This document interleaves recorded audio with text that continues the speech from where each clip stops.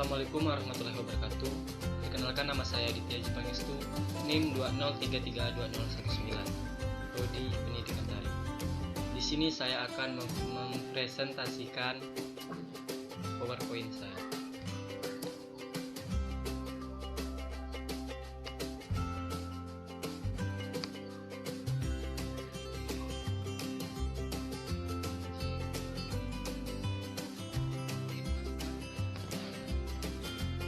Pertama, array. Array adalah kumpulan tipe data dasar jenis. Dengan array kita bisa membuat matriks, graf, himpunan, dan lain-lain. Yang kedua, struct. Struct adalah tipe data bentukan yang terdiri dari kumpulan tipe data lain. Struct mirip seperti array, tapi struct bisa menampung lebih dari satu jenis tipe data. Selanjutnya, bubble sort. Bubble sort adalah metode pengurutan dengan cara melakukan pengurutan data di sebelahnya secara terus-menerus sampai dipastikan dalam satu iterasi tertentu tidak ada lagi perubahan.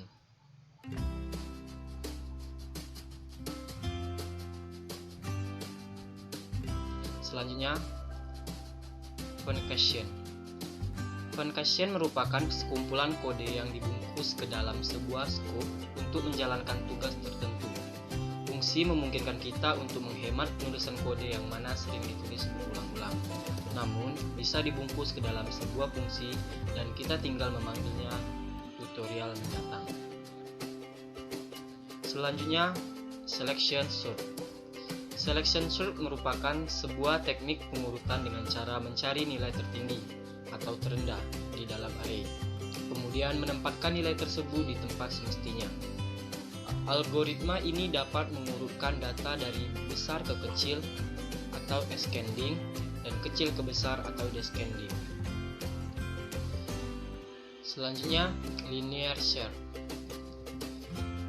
Linear search merupakan sebuah teknik pencarian data dengan menelusuri sebuah data satu persatu. Apabila ditemukan kecocokan data, maka program akan mengembalikan output. Jika tidak, pencarian akan terus berlanjut hingga akhir dari array tersebut.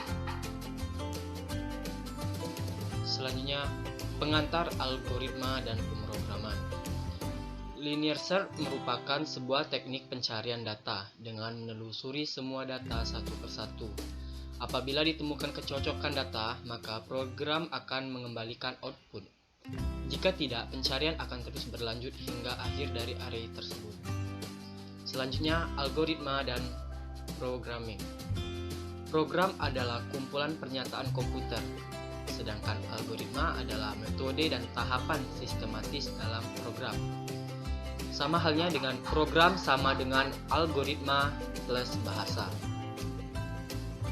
Selanjutnya, ada beberapa tipe data dasar dalam pemrograman yang terbagi atas integer, float, char, string, dan boolean. Dan selanjutnya tipe data bentukan yang terbagi atas array, record, set, file text, dan pointer. Selanjutnya, input dan output pada bahasa C. Memasukkan data. 1. Scan, buka kurung. Digunakan untuk menginput data berupa data numerik, karakter, dan string secara terformat. Hal-hal yang harus diperhatikan dalam pemakaian fungsi scan, buka kurung. A. Fungsi scan, buka kurung memakai penentu format. B. Fungsi scan, buka kurung memberikan peringatan baris otomatis. C. Fungsi scan, buka kurung tidak memerlukan penentu lebar atau fill. D. Variabelnya harus menggunakan operator alamat. 2. GetChar, buka kurung. Digunakan untuk membaca data yang bertipe karakter. Hal-hal yang harus diperhatikan dalam pemakaian fungsi getChar. A. Harus diakhiri dengan penekanan tombol enter. B. Karakter yang dimaksudkan terlihat pada layar. C. Pergantian baris secara otomatis. Selanjutnya, kode penentu format. %C atau membaca sebuah karakter. %S membaca sebuah string. %I, %D membaca sebuah bilangan bulat atau integer. %F dan %E membaca sebuah bilangan pecahan atau real. %O membaca sebuah bilangan oktal. %X membaca sebuah bilangan heksadesimal. Selanjutnya, bentuk umum dari penggunaan printf. Print buka kurung %m, nf argumen. M menyatakan panjang rang. N menyatakan jumlah digit 2 belakang koma. Argumen nilai atau variabel yang akan ditampilkan. Selanjutnya, menampilkan data ke layar monitor. Dari print digunakan untuk menampilkan semua jenis data atau numerik. Puts digunakan untuk menampilkan data string dan secara otomatis akan diakhiri dengan perpindahan baris. Dan pushart digunakan untuk menampilkan sebuah karakter. Selanjutnya, operator merupakan simbol atau karakter yang bisa melakukan sesuatu operasi atau manipulasi seperti penjumlahan, pengurangan, dan lain-lain. Sifat operator unary hanya melibatkan sebuah operand pada suatu operasi aritmatika. Binary melibatkan dua operand pada suatu operasi aritmatika. Selanjutnya, ternary melibatkan 3 buah operand pada suatu operasi aritmatika.